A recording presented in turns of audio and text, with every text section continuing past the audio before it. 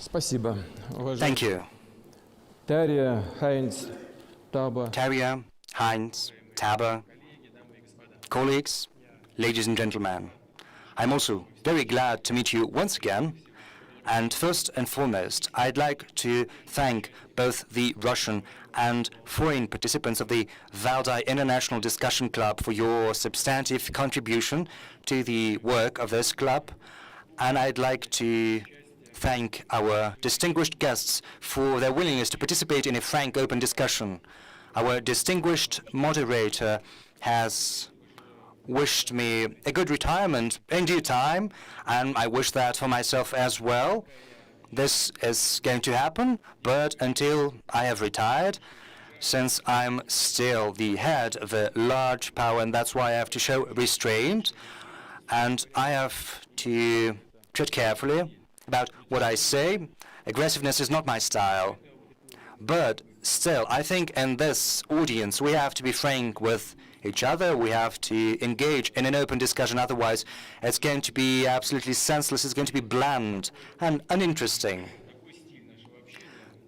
So that is the style set forward for our discussion. I think it's in great demand today. Against the backdrop of the drastic changes we are witnessing in this world, the current topic of the Valdai Club today starts our future. The shaping of tomorrow is very apt. Last year, here, we talked about chaos and the world order.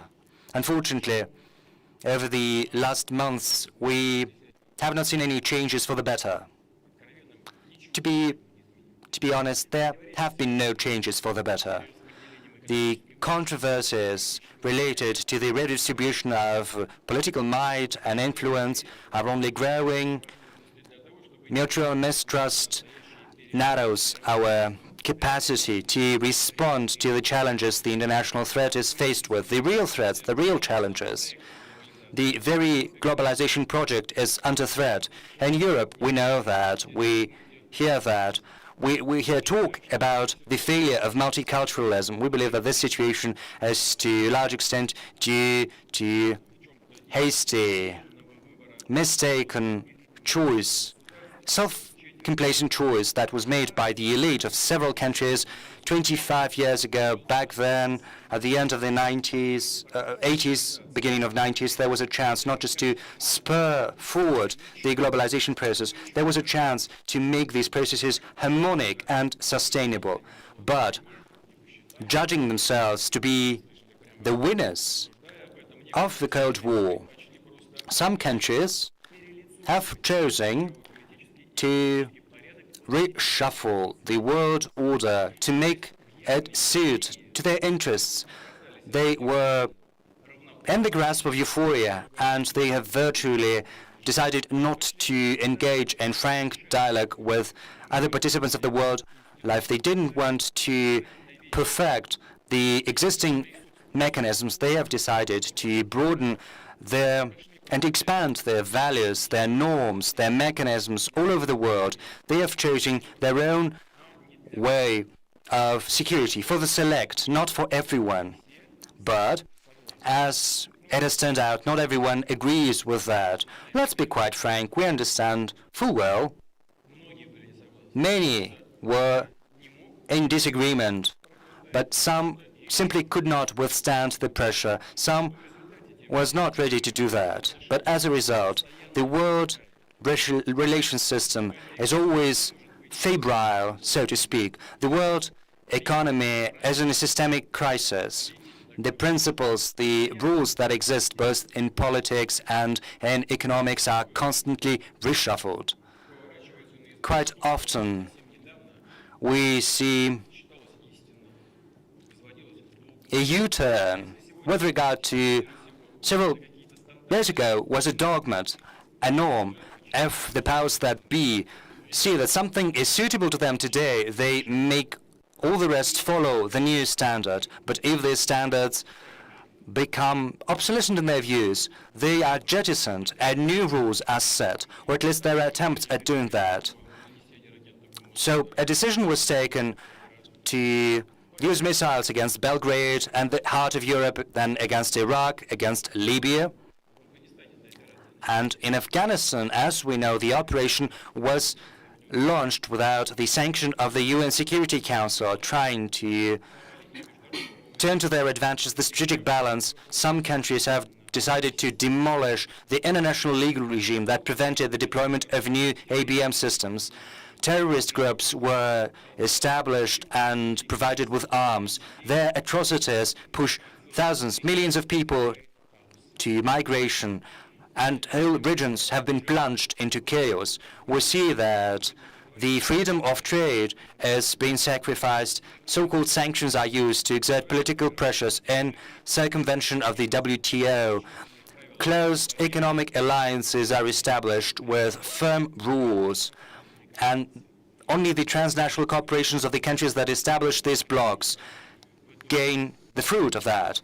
Why is this happening? Because these countries fail. They have failed to sort everything out within the WTO, so they have decided to put the WTO aside. That's what I've mentioned. And we do not see the willingness of our partners to sort out the issues in true. There are some obsolescent structures like NATO. Despite all the talk about the need to adapt to the new reality, we have seen no adaptation. There is another important mechanism to ensure the transatlantic security, the European security, the OSCE, and there are attempts at turning this organization into an instrument of someone's political interests. So what the OSCE is doing is simply void. Mythical threats are devised, like the so-called Russian military threat. Certainly, this can help gain some advantage, get new budget, make your allies comply with your demands, expand NATO, deploy the equipment and troops closer to our border.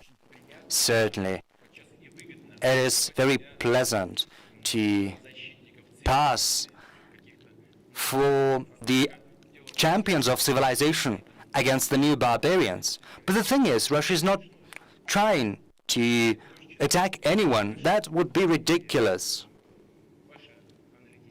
Yes, I read your analysis, not just those who are present here today. I hear the analysts from Europe, from the US, and I see that these suggestions are simply ludicrous. In Europe, there are 300 million people, all are members of NATO. I think the US population is 600 million, whereas the population of Russia is just 140 million people. So it would be ludicrous. And yet, such menaces are used as a pretext to serve their own political interests. Hysteria has been fueled within the US with regard to Russia's alleged influence upon the current presidential election.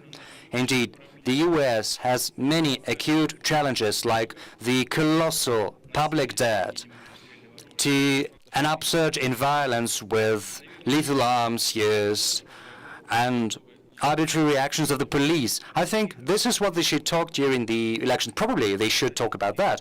But the elite do not have much to say. They do not have anything to pacify the society with. So it's far easier to divert the attention of people, to concentrate their efforts on Russia's alleged spies or conduits of influence.